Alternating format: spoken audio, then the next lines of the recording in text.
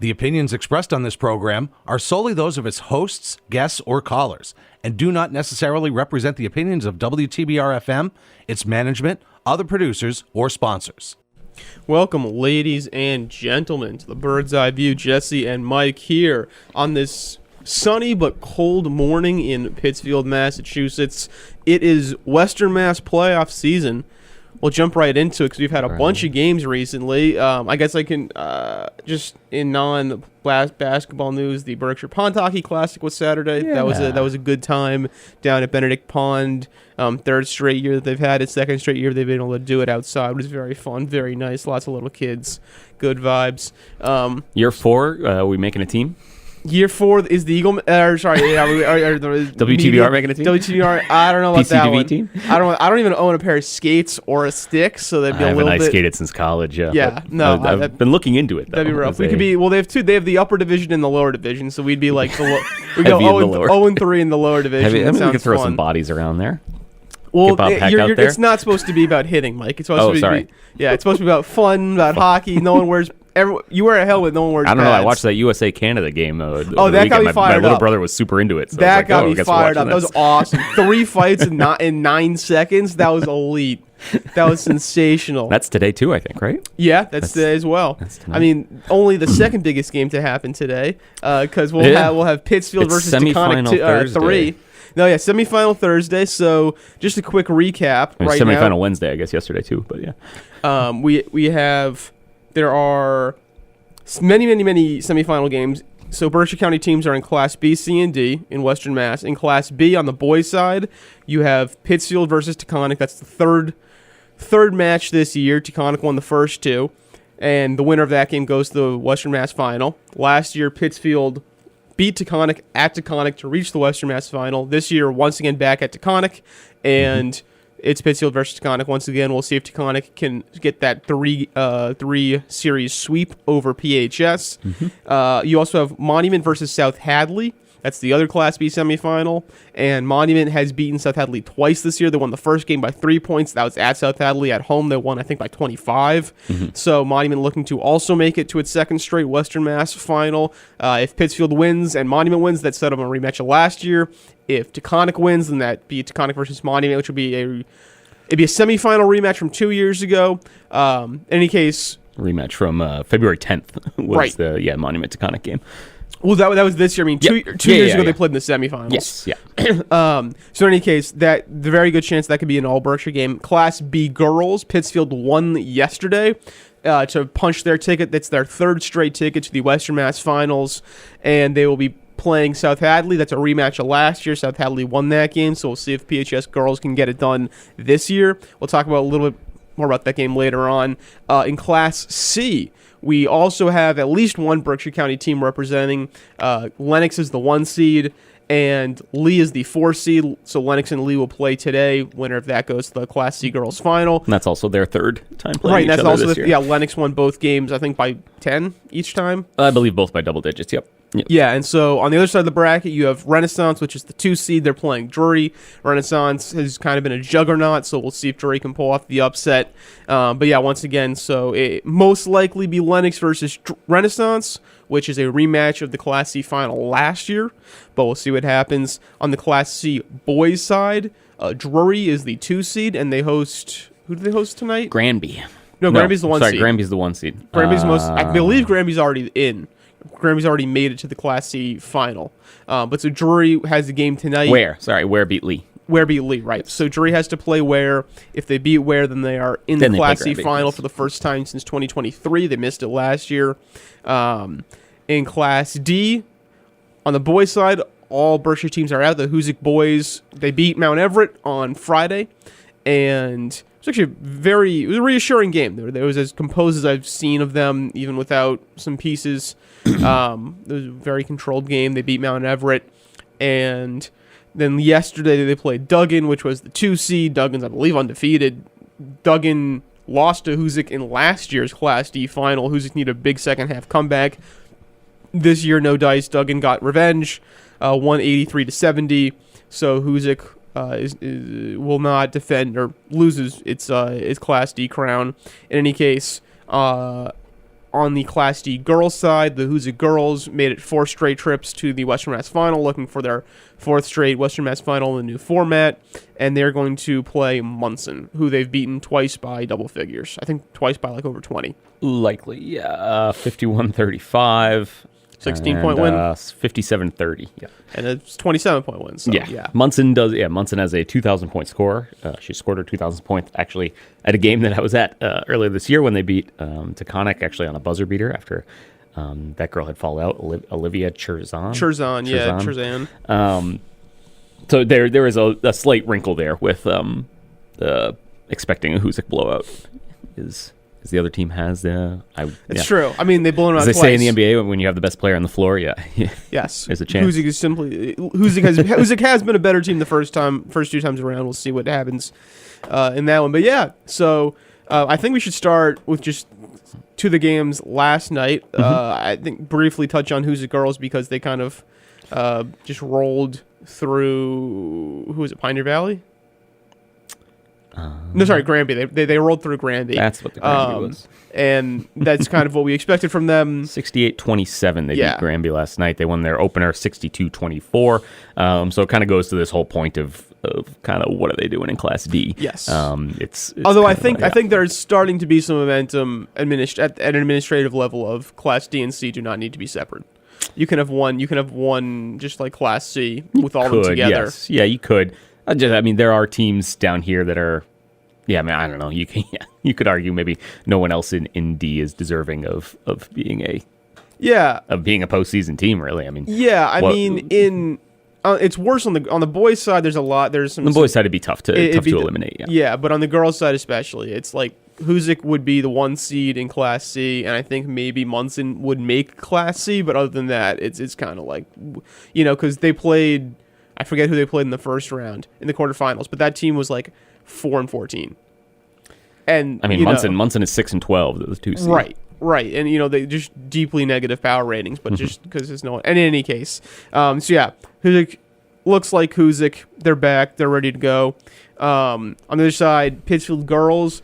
Their game against Frontier, it seemed like the giant killer because they upset Wacona in Dalton. That was the 4-5 game. Frontier was 5, and. They had Lennox, and they almost had Lennox game twice. In the regular season.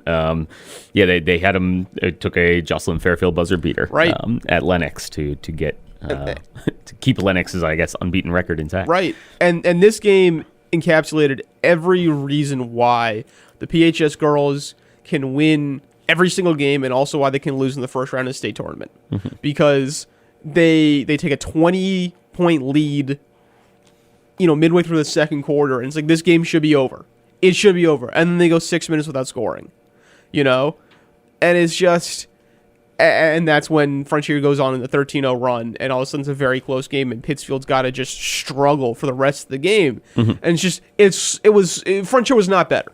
Frontier had some very good players. Frontier deserved to be there. They're very similar. They play similarly. They're very strong defensively. I would say very athletic. Not at the level of Pittsfield's athleticism, though. No, they have a good center. They're a level down from Pittsfield, but they play a similar style and intensity-wise. They were very intense. They had a really good center who was biggest girl on the court, and she had good post moves. They had a couple of kids who could really hit threes. I could see them making a run in D4, but this game, Pittsfield would have lost because it gave the game away. There were so many bad turnovers. The only team that can beat Pittsfield is Pittsfield. Only team that can beat Pittsfield, 100%. And it's one of those things where it's like, this game should not be close, and it was so close. It got to 60-59 Pittsfield at one point.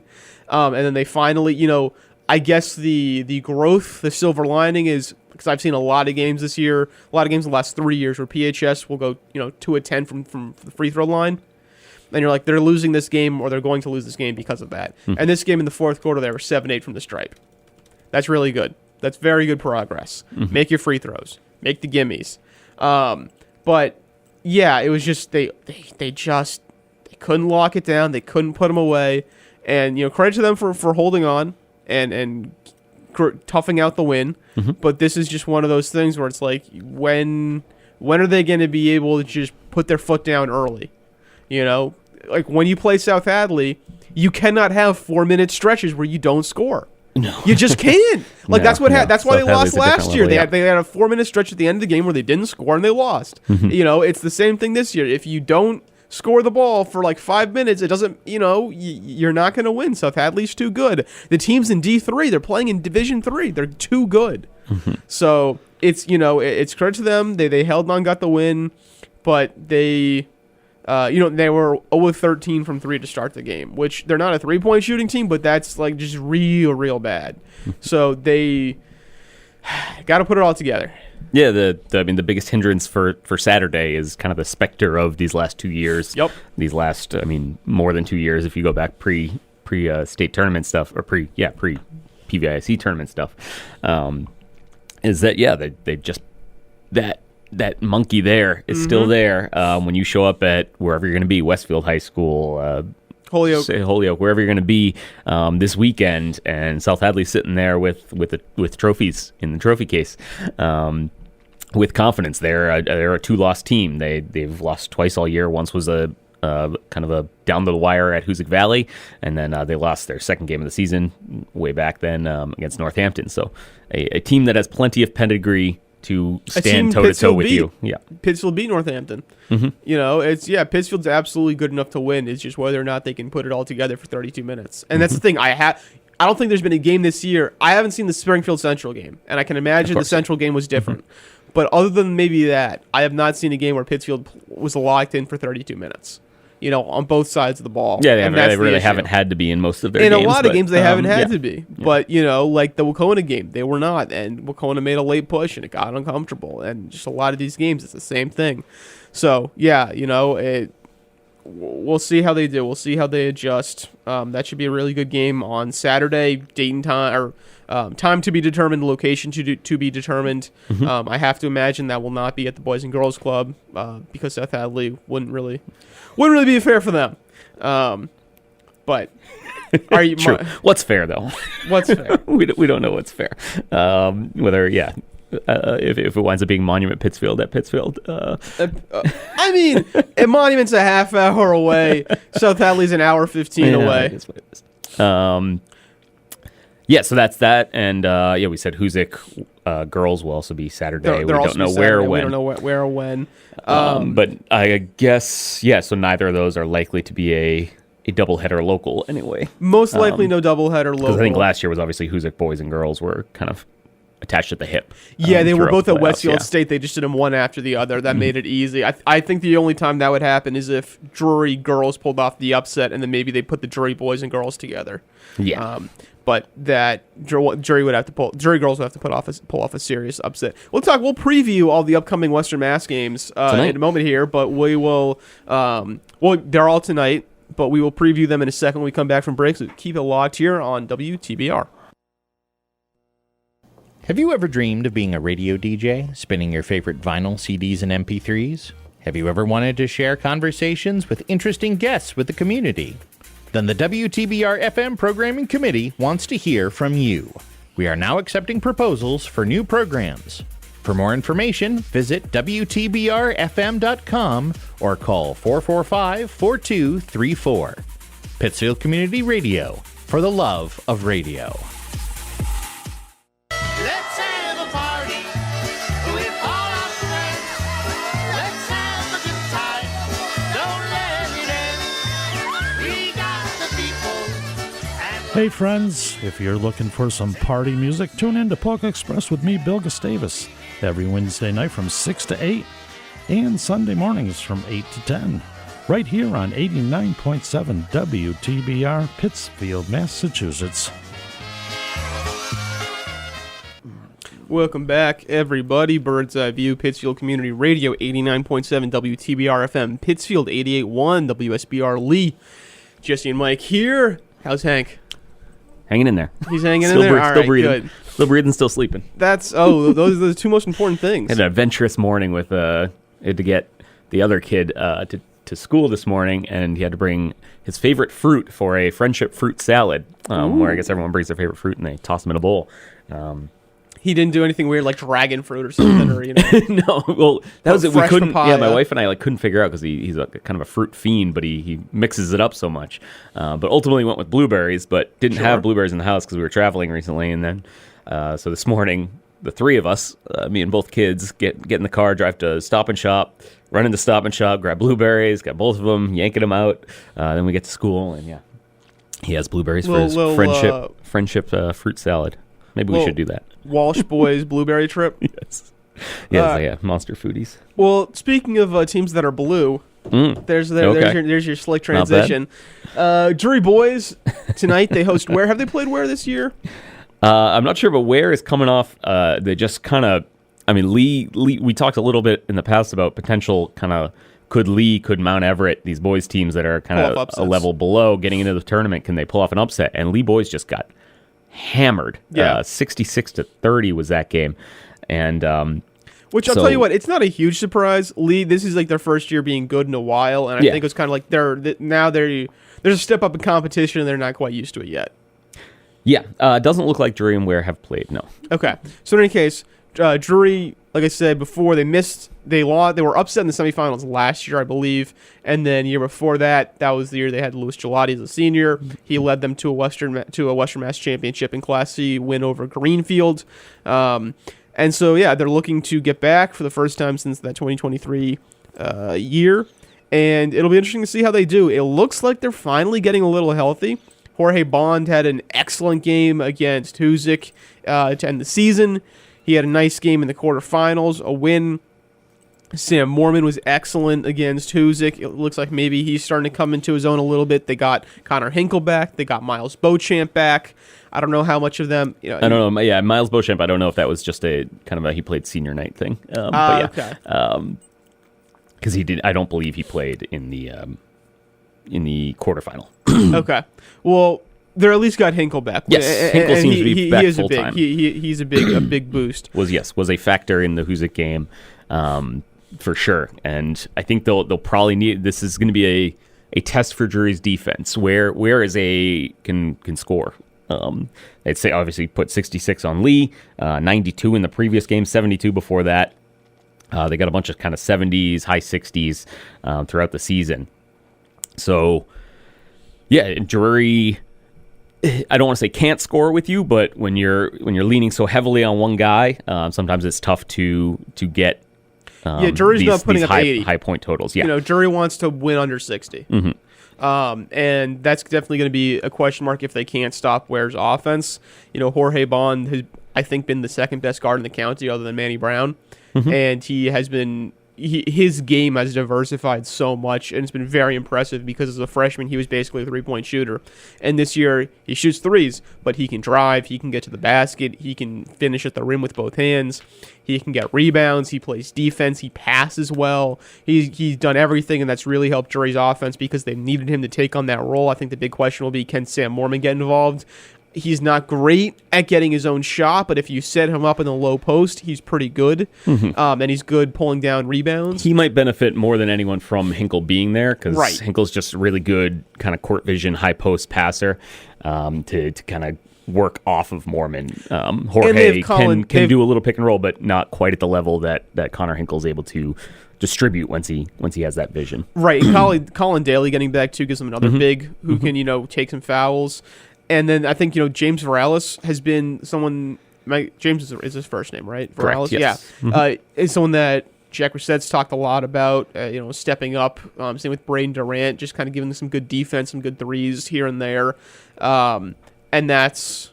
they're going to look to those kids to step up, in this game. It's a big game for Drury. Monster game for Jorge in particular, just kind of how he came off of the end of last year in that state quarterfinal game at Pioneer Valley where he looked very much the part of a kid. He does look very different. He plays very different this year. So this would be kind of if I'm carrying a team to a championship game, that's another level. You are now kind of scratching the surface of these. I think I forget what game it was, but Reset talked about it earlier this year. We've had some really, really good players up here. Yeah, And that was the game I covered this against yeah. Mahar. And he's no, you're right. He said This it is like where this he can be. Yeah, this is where he can be, and this is the next level. It's not just the scoring; it's the passing, it's the leadership, like all these things. Can he take that next step? And he said that Jorge, to his credit, has been embracing that. So yeah, well, let's see what they can do. And I guess we should. You want to do Lee Lennox, and then we'll finish with the Class B boys, kind of. Sure. Semis real quick. Yeah. So Lee Lennox tonight, as you said before, Lennox, I think 2 10-plus point wins over Lee this year. They've now made it 5 straight wins over Lee in the last 2 years. Because they won 3 times last year. Yeah, so this is the same deal last year. They wound up meeting in the playoffs. Same deal again. Lennox is kind of another level, and Lee is continually trying to punch up to that level and punch through that level. And I don't know. I mean, this is obviously Lee is better than they were last year, but I don't know that Lennox is kind of ready to relent the mantle. No, I agree. I don't think Lennox is before. ready to give that one up. I think Lennox definitely wants Renaissance one more time, in the Western Mass Final. And yeah, it's just Lee's a good team, but their better players are still young, and they need another year, whereas Lennox is a lot more experienced. They've been here before. Yeah, Lennox sets up kind of well against Lee because you have the Kelsey Kirchner Mika Diller matchup is a bit of a wash. And what impressed me with Lee, I did see this prior matchup a few weeks ago when let's see. Back on January 27th, Lennox wound up winning at Lee 57-44. And what impressed me most about Lee was those kind of how active their guards were. I think it's Tamia Andrade. Was a super impressive defender, just kind of hounding Lennox's ball handlers. But the benefit for Lennox is you have at least two very competent ball handlers in Chloe Parsenios and Jocelyn Fairfield. So it didn't kind of have the ultimate desired effect. It certainly slowed down Lennox, but not to the amount where Lee was able to score with them going the other way. And I think the issue too is Mika Diller is good in the post.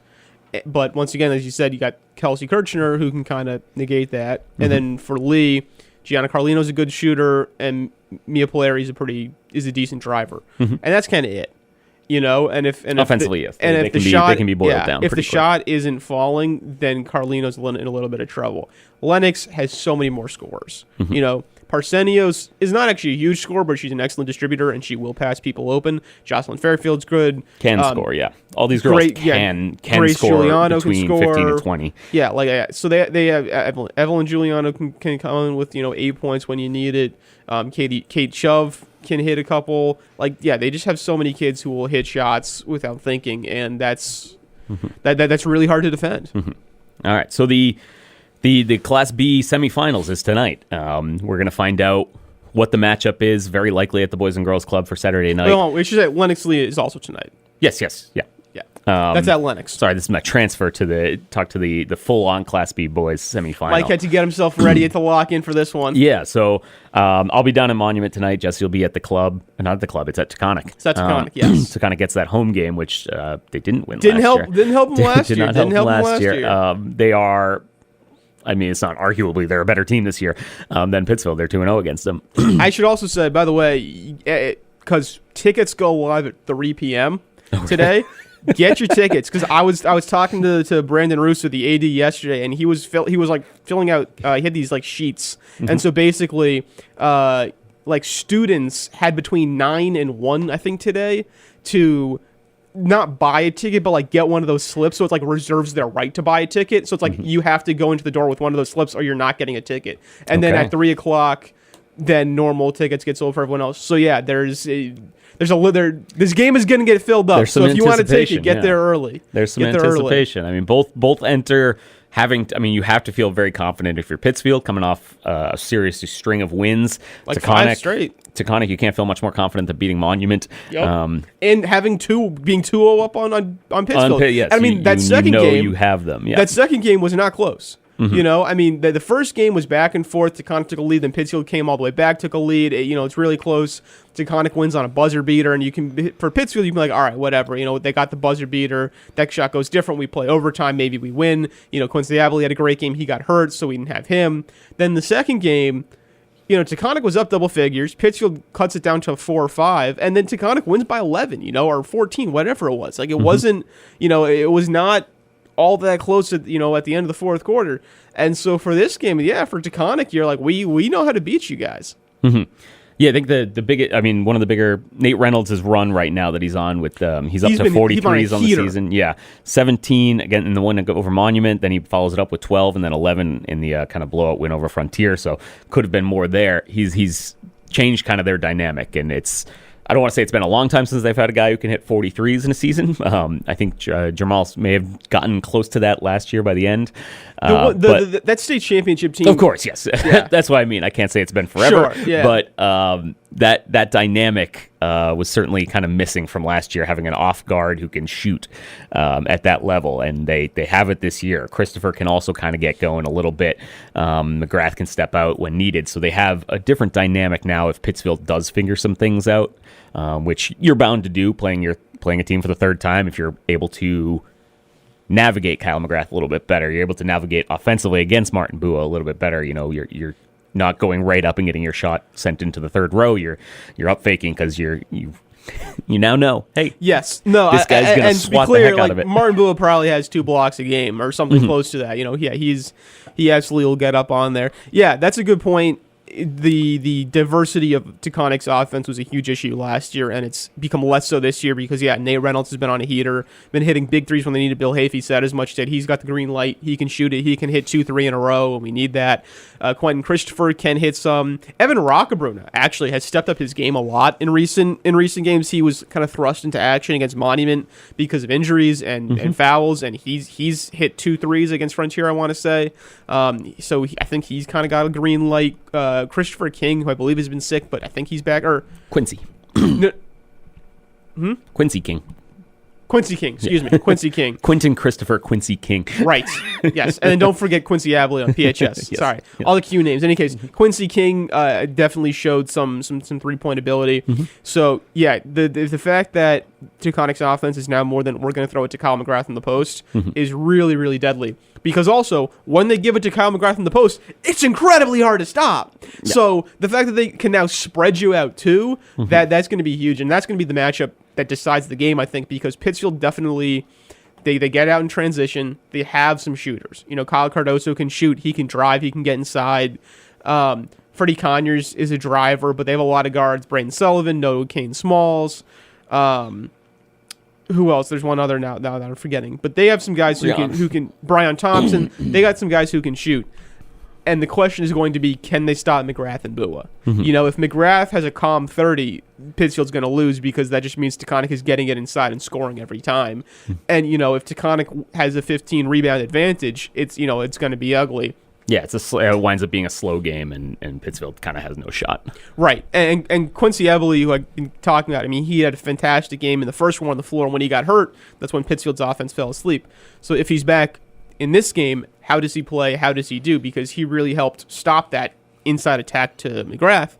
So will he be able to do that in this time around? He's a lot smaller than McGrath, but he plays big. He rebounds well. He's pretty bouncy. Yeah. So that's definitely going to be a question. Cool. And then down in Great Barrington, 6 o'clock start tonight. I'm sure also will be packed just from straight up Monument fans. Yeah. They host South Hadley again, a third matchup this year. Monuments won both. Previously, we don't really know what happened in that first matchup, but it was a tight one. The second one was kind of we had obviously circled it as this is one of Monument's games this year to look at, and they answered that call pretty straightforwardly. Yeah, that was the game Griffin McElroy started 6-6 from 3, and that was the end of it. Yeah, I think the first game, Monument coach Randy Cole just basically said we weren't shooting that great, and the crowd kind of got to us a little bit, and they held on for the win. And then this game, or the second game at home, they were feeling it. They were feeling the crowd. They were getting their shots, and that was kind of why the game was, because Manny Brown, I think, because Griffin McElroy was 6 of 7 for 3, which is amazing. But even like Manny Brown, I think was something like 4 of 7, 4 of 8. It's like he was still very, very good, and that's just really hard to beat. So the question, will be how will they shoot? How will South Hadley come out? And how do you kind of set yourself up for what comes next? Because if it's Taconic and Don Colodi has now the specter of he was scoreless, shut out against Kyle McGrath. McGrath took his lunch money. Yeah, so a little extra motivation there, but I mean, I don't want to say like don't get ahead of yourselves, look ahead, because I don't worry about that with Monument tonight. I think they'll be fully gamed up for South Hadley, but when it comes, there's some serious questions that need to be answered. There's a specter looming over them, and we'll see how they answer the call tonight. That'll do it for our show. We'll be out there in Western Mass action and on the finals, so good luck to everyone playing, and everyone take a good week.